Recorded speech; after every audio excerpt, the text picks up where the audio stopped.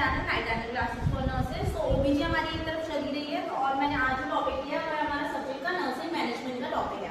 तो बेसिकली आज हम इसका इंट्रोडक्शन देंगे और चैप्टर फर्स्ट पर स्टार्ट करेंगे। तो चैप्टर फर्स्ट है हमारा इंट्रोडक्शन टू नर्सिंग मैनेजमेंट। तो मीनिंग क्या है, सबसे पहले जानते हैं मैनेजमेंट होता क्या है। मैनेजमेंट क्या है, एक तरीके का हमारा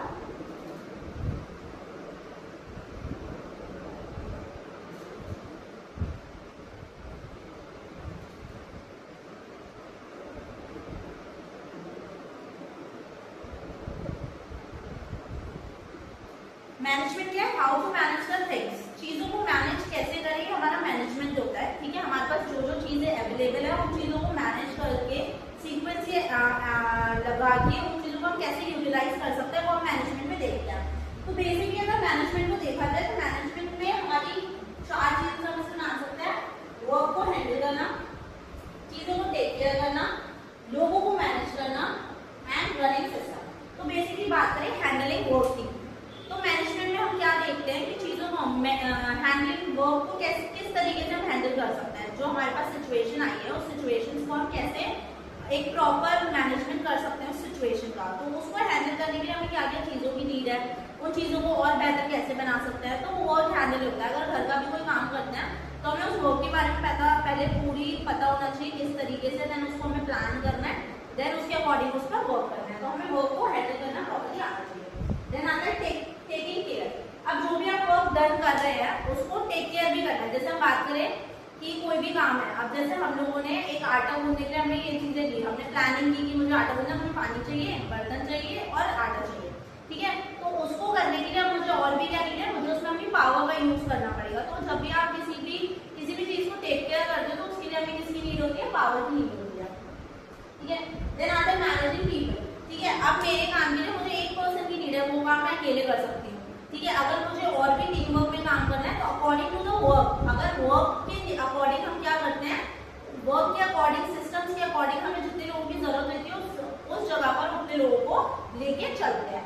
ठीक है, तो हमें मैनेज करना आना चाहिए पीपल को। ठीक है, तो मैनेजिंग पीपल क्या करते हैं, इसके अंदर मैनेजमेंट में वर्क करते हैं। देन आता है रनिंग सिस्टम। अब हमारे पास वर्क हमें पता है कौन सा करना है, हमको उसकी टेक केयर कैसे करनी है, हमारे को स्टाफ कितना चाहिए, मैनेजमेंट सिस्टम का देखना है। देन उसके बाद हमें क्या होना चाहिए, हमारे पास प्रॉपर सिस्टम होना चाहिए टू रनिंग का। मतलब कोई भी वर्क करने के लिए, कोई भी ऑर्गेनाइज्ड फंक्शन को वर्क कराने के लिए हमें क्या करना होता है, उस सिस्टम में वर्क करना पड़ता है। तो हमने स्टार्ट किया handling the work with taking care of it, then managing the people and running the system. इस तरीके से हम क्या कर सकते हैं, पॉलिसी, एक सिस्टम्स को, एक ऑर्गेनाइजेशन को, एक इंस्टीट्यूशन को, एडमिनिस्ट्रेशन को चला सकता है। तो ये हमारे किसके अंदर आता है, मैनेजमेंट के अंदर आता है। बेसिकली अगर बात करें मैनेजमेंट क्या होता है, सिंपल लैंग्वेज में ओनली मैनेजमेंट। तो मैनेजमेंट एक प्रोसेस है जिसके अंदर हम चीजों को प्लान करते हैं। ठीक है, तो सबसे पहले अगर हमने चीजों को क्या किया, हमने देखा कि हमने असेस की, जब चीजें हमने देखा ये नीड्स है, उसके अकॉर्डिंग हम चीजों को प्लान करते हैं कि मुझे ये चीज की जरूरत पड़ेगी तो मुझे ये अपने पास रखना है। जो जो चीज की मेरी रिक्वायरमेंट होती है वो इनलिस्ट प्रॉपर्टी हमारी किसके अंदर आती है, प्लानिंग के अंदर। देन उन चीजों को ऑर्गेनाइज करना है, सिस्टम वाइज हम चीजों को ऑर्गेनाइज करेंगे। हमने प्लान कर लिया तो प्लानिंग में हम क्या चाहते हैं कि प्लानिंग मुझे कैसे करनी है, फर्स्ट कि मुझे फर्स्ट में ये चाहिए, सेकंड में ये चाहिए, थर्ड में ये चाहिए। देन प्लानिंग के अकॉर्डिंग हम उन्हीं प्लानिंग के अकॉर्डिंग हम चीजों को ऑर्गेनाइज करते हैं। 1 2 3 4 5 6 स्टैंडर्ड वे में क्या करते हैं, चीजों को ऑर्गेनाइज करते हैं, अल्फाबेटिकली ऑर्डर्स में लगाते हैं। अब जैसे स्कूल्स की बात करें तो स्कूल्स में जो लाइन होती है, असेंबली लाइन, तो उसमें हाइट वाइज लगाया जाता है। तो एक सीक्वेंस है। ठीक है, तो ये ऑर्गेनाइजेशन क्यों जरूरी है, ताकि हम चीजों को स्पेसिफाइड कर सकें। तो चीजों को ऑर्गेनाइज करते हैं। स्टाफिंग, हमारे पास प्रॉपर स्टाफिंग होनी चाहिए क्योंकि वर्क डन के लिए हमें क्या जरूरत है, टीम वर्क जरूरी है। ठीक है, अगर एक पर्सन की नीड उस वर्क में है, वो जितना स्किलफुल है उस काम में, उस फंक्शन के लिए हम उसको वहां रखेंगे। दूसरा स्टाफिंग मैटर होता है कि हमारा अगर ग्रुप्स में वर्क करना है तो उसमें हम किसी को, एक पर्सन को क्या करते हैं, लीडर बनाते हैं, तो उसके अंदर वो क्या करता है, वर्क करता है। तो एक टीम वर्क होना चाहिए। इसमें हमारे पास क्या होना चाहिए, हमारे पास स्टाफिंग होनी चाहिए प्रॉपर्ली। देन डायरेक्टिंग करना चाहिए, मतलब गोल ओरिएंटेड होना चाहिए। जो भी हम प्लान कर रहे हैं, जो भी हमने इफेक्टिवनेस अपने प्लानिंग के अंदर दिखाई है, उसके रिगार्डिंग हमने जो चीजें ऑर्गेनाइज की है, देन हमें उसे क्या करना है, उसे गोल ओरिएंटेड बनाना है, उस पर डायरेक्टेड वर्क करना है। ठीक है, उन वर्क के अकॉर्डिंगली हम क्या कर सकते हैं, रिजल्ट पे पहुंच सकते हैं।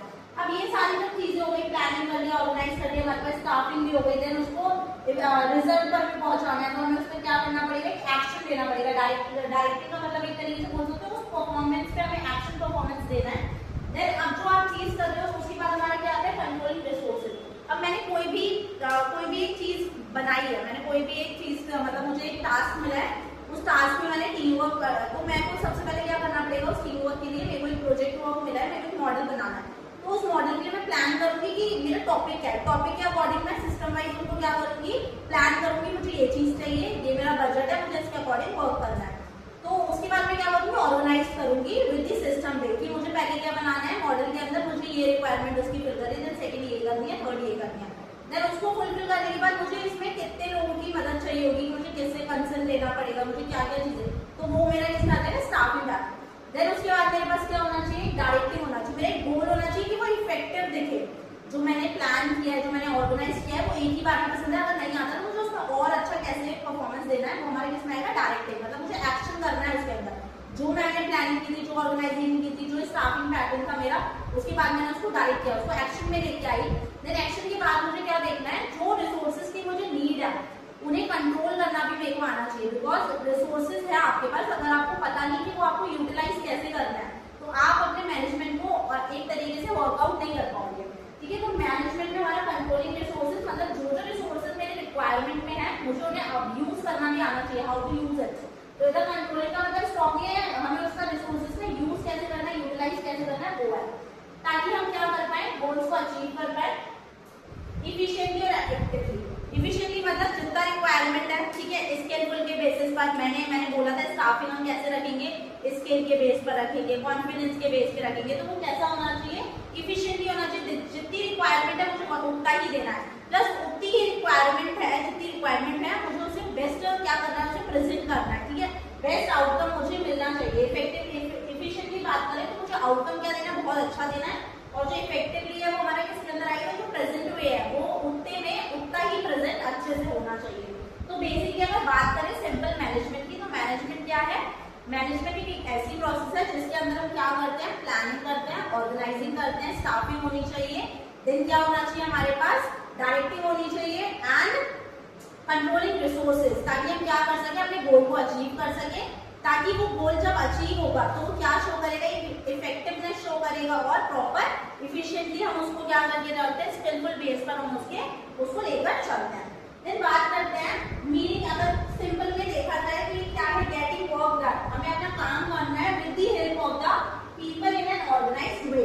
ठीक है, तो ऑर्गेनाइज्ड वे में हमें प्लानिंग करनी पड़ेगी, चीजों को ऑर्गेनाइज करना पड़ेगा, सिस्टम वाइज फॉर्मेट करना पड़ेगा, तो ये सारी चीजें हमारी किसके अंदर आती है, मैनेजमेंट के अंदर। अब जो हमारा सब्जेक्ट है वो है नर्सिंग मैनेजमेंट। तो हमें पता है कि मैनेजमेंट क्या होता है, नर्सिंग हमारी प्रोफेशनल फील्ड है जिसके अंदर हमें इसे अप्लाई करना है इस मैनेजमेंट को।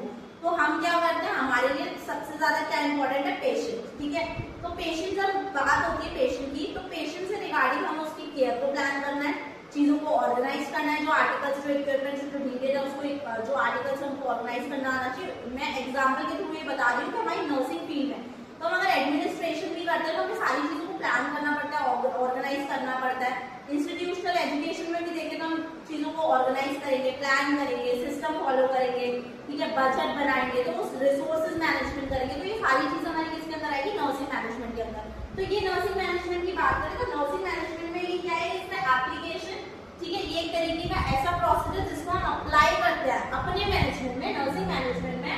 प्रिंसिपल्स इन नर्सिंग सर्विसेज, तो बेसिकली जो नर्सिंग सर्विसेज है, जो भी हम पेशेंट को टेक केयर कर रहे हैं, जो भी प्लानिंग कर रहे हैं, जो उनकी रिक्वायरमेंट अगर उसको फिल कर रहे हैं, उन सर्विसेज स्टैंडर्ड्स को मेंटेन कर रहे हैं with the help of nursing management.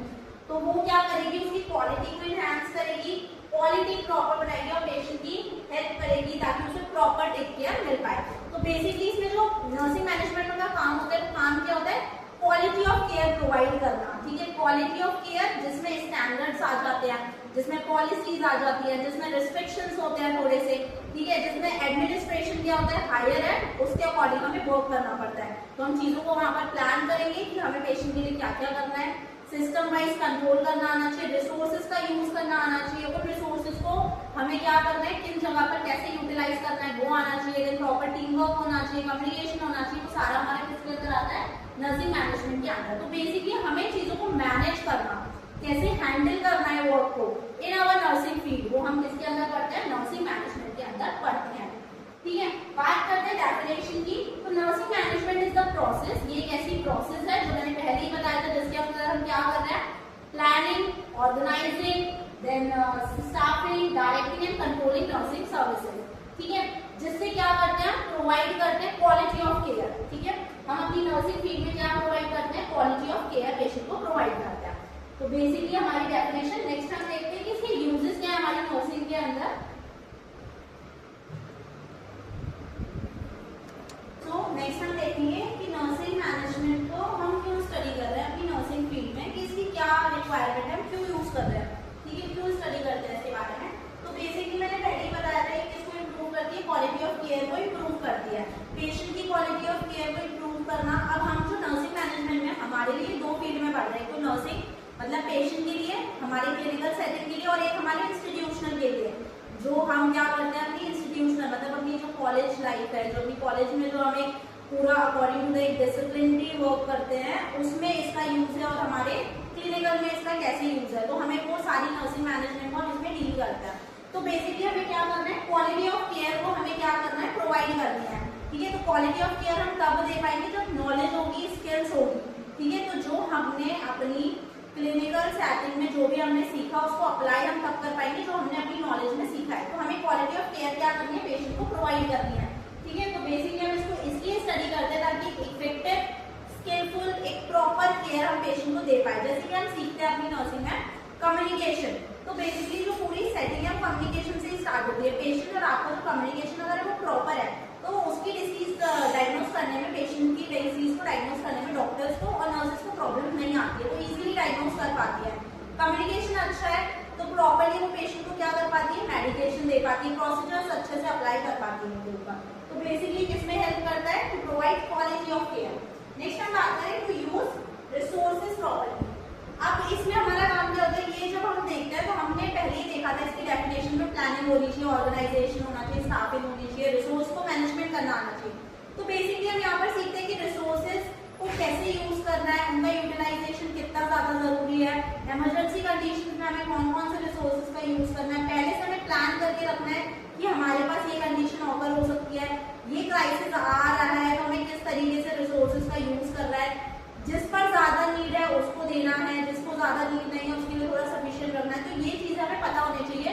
Plus हमें रिसोर्स के बारे में अच्छे से पता होना चाहिए कि उसके पार्ट्स क्या है ना, उसके यूज क्या है, हम किस कंडीशन में इसको यूज कर सकते हैं। तो बेसिकली हम ये मैनेजमेंट में सीखते हैं कि हम इन चीजों को कहाँ पर अप्लाई करें। दूसरा होता है इम्प्रूव लीडरशिप स्किल। तो बेसिकली क्या करता है, लीडरशिप स्किल को एनहांस करता है। ठीक है, तो लीडरशिप क्या होता है कि एक्शन परफॉर्म करना, एक तरीके से आप सुपरवाइजेशन का काम करते हो। आप क्या करते हो लीडरशिप में, लीडरशिप एक हमारा ऐसा है जिसके अंदर आप डिसीजन मेकिंग करते हो। लीडरशिप में डिसीजन मेकिंग क्या करती है, नर्स क्या करती है, इनके अगर कोई इमरजेंसी क्राइसिस हो रही है, कोई इमरजेंसी कंडीशन ऑकर हो रही है, तो वो क्या करेगी, डिसीजन ले सके। ठीक है, उसके पास इतनी नॉलेज हो, इतनी स्किल्स हो कि वो उस टाइम पे डिसीजन ले सके कि उसे क्या करना है, और ये करने से कोई चीजें प्रॉब्लम नहीं देगी, तो ये मुझे करना है। ठीक है, तो वो क्या करती है, उसमें इम्प्रूव की जाती है, क्योंकि उस पर क्या सिखाया जाता है, आपको ऑर्गेनाइज करना सिखा रहे हैं, स्टाफ में प्लानिंग बता रहे हैं। ठीक है, आपको प्लान करना चीजों को सिखा रहे हैं। ठीक है, आपको एक क्वालिटी ऑफ केयर के लिए आपको दिखाया जा रहा है कि ये चीजें आपको यूज करनी है। पेशेंट को क्वालिटी केयर, आप नर्सिंग फील्ड में पढ़ते जा रहे हैं, आपके फंडामेंटल राइट्स क्या है, तो उन एथिक्स को याद रखते हैं, उन प्रिंसिपल्स को याद रखते हैं, हम क्या करते हैं, लीडरशिप स्किल्स को फॉर्म करते हैं। तो बेसिकली नर्सिंग मैनेजमेंट लीडरशिप को भी क्या करता है, इम्प्रूव करता है, ताकि आपको पता चले जब आप कोई एक्शन परफॉर्म कर रहे हैं। अगर आप एक इंस्टीट्यूशनल सेटिंग में, तो हमारे पास क्या होता है, हेड होते हैं, टीचर्स होते हैं, तो वो क्या करते हैं, सपोर्ट सिस्टम का काम करते हैं ताकि आपकी स्किल क्या हो, अच्छी बने। ठीक है, तो अगर आपके मेंटोर्स है, हेड है, तो वो आपको सिखाते हैं, गाइड करते हैं, अंडर गाइडेंस आप रहते हैं, देन आपको वो वर्क जो सिखाते हैं वो लीडरशिप का वर्क सिखाते हैं कि अगर आपके सामने ये चीज खड़ी हो रही है तो आपने उसको डिसीजन मेकिंग किस तरीके से करनी है। तो बेसिकली अगर हम लीडरशिप की बात करें तो इसको हम क्या बोल सकते हैं, डिसीजन मेकिंग करना आना चाहिए। ठीक है, नेक्स्ट हम बात करते हैं to maintain discipline and coordination. Basically अगर टीम वर्क कर रहे हैं तो जो रूल्स और रेगुलेशंस बनाए गए इंस्टीट्यूशनल क्लिनिकल्स में, जो भी पॉलिसीज हैं, तो उनके रिगार्डिंग आपको डिसिप्लिन शो करना है। बात करें अगर इंस्टीट्यूशन की, तो वहां पर कुछ डिसिप्लिन होता है, आपको टाइमली जाना है, आपको स्कूल यूनिफॉर्म, आपको कॉलेज यूनिफॉर्म वेयर करनी है, आप लोगों के बहुत सारे एथिकल रूल्स होते हैं कि आपको पेशेंट से इस तरीके से बात नहीं करनी है, गाली गलौज नहीं करनी है, या फिर कोई भी डिसिप्लिनरी हो सकता है। तो उन डिसिप्लिन में, उन मर्यादा में रहते हुए आपको अपना वर्क करना है। तो उसको भी इनहांस करना, उसको भी इम्प्रूव करना, और ये आप क्यों कर रहे हैं, ये सारी चीजें बताना। तो ये क्या आता है हमारा, किसको इनहांस करेगा, डिसिप्लिन को। प्लस टीम वर्क, कोऑर्डिनेशन होना चाहिए। कोई भी चीज अकेले आप प्रॉपरली, मतलब जो चीज आप मिलकर एक तरीके से कर सकते हैं, उसको एक्शन में ला सकते हैं, उस तरीके से आप सिंगली वर्क नहीं कर सकते। अगर सिंगली करना है तो जो चीज आप कर रहे हैं वो सिंगली फॉर्म हुई है, ठीक है। तो अगर ग्रुप में है तो आपको चीजों को कोऑर्डिनेट करना आना चाहिए, किस तरीके से मुझे किस जगह पर क्या, कौन कौन सी रिक्वायरमेंट्स है, कैसे मैं इसको यूटिलाइज करूँ, कैसे गोल बनाऊं, वो सारी चीजें कैसे होनी चाहिए, कोऑर्डिनेशन में वर्क करनी चाहिए। नेक्स्ट आता है टू हैंडल इमरजेंसी।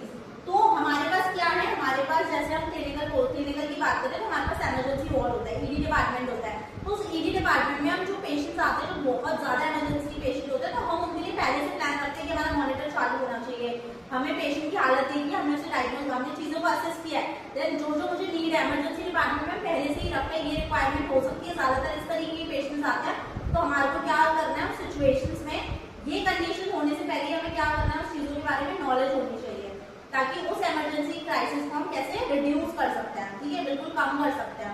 तो बेसिकली वो हैंडल करना भी हम इसमें देखते हैं कि किस तरीके से हम प्लान कर रहे हैं उन चीजों को, किस तरीके से मैं उसको सीक्वेंशली क्या कर सकती हूँ, ऑर्गेनाइज कर सकती हूँ। प्लस उस इमरजेंसी डिपार्टमेंट में मुझे कौन कौन से स्टाफ पैटर्न की नीड है, तो वो सारी चीजें हम यहाँ पर देखते हैं। देन बात करते हैं करियर ग्रोथ। अगर बात करें कि हमें प्लान करना आ गया, हमें ऑर्गेनाइज करना आ गया, हमें स्टाफिंग पैटर्न करना है, हमें रिसोर्स को कंट्रोल करना आ गया, तो कौन सी बात है, जब एक स्टाफिंग प्रोसेस चल रही होती है तो आपकी नॉलेज के बेसिस पे, आपकी स्किल्स के बेसिस पे आपको एक करियर ग्रोथ भी मिलती है, ठीक है।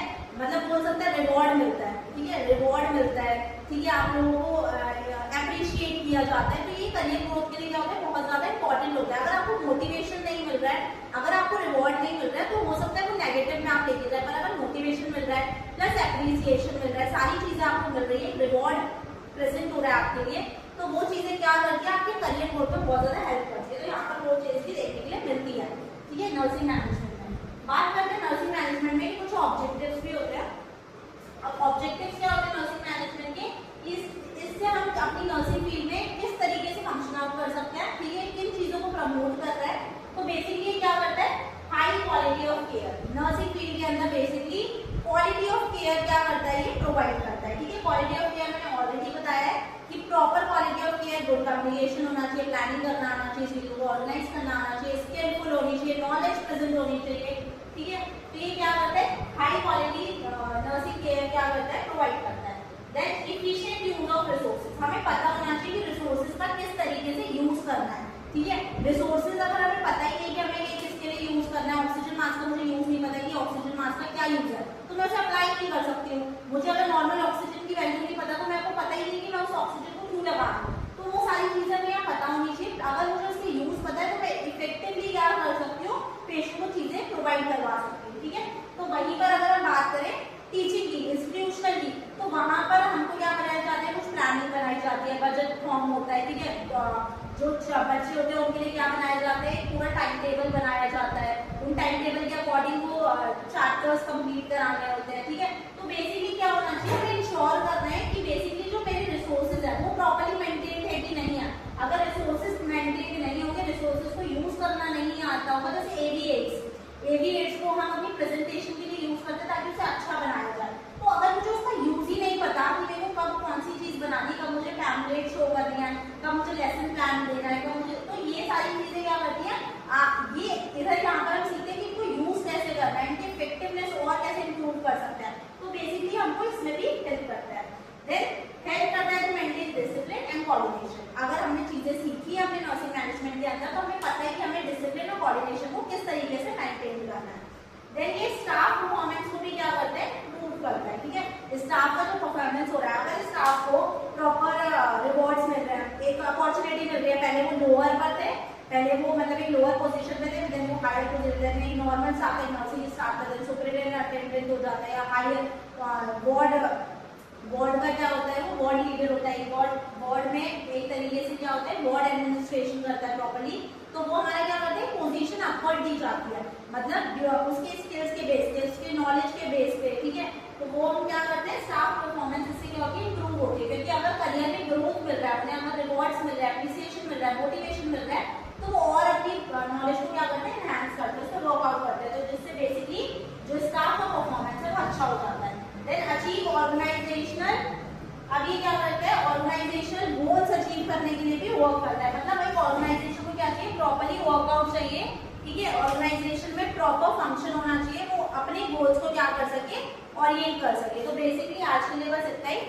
तो अगर आपको मेरा चैनल अच्छा लगे तो उसे लाइक करें, कमेंट करें और ज्यादा से ज्यादा शेयर करें। Thank you for watching.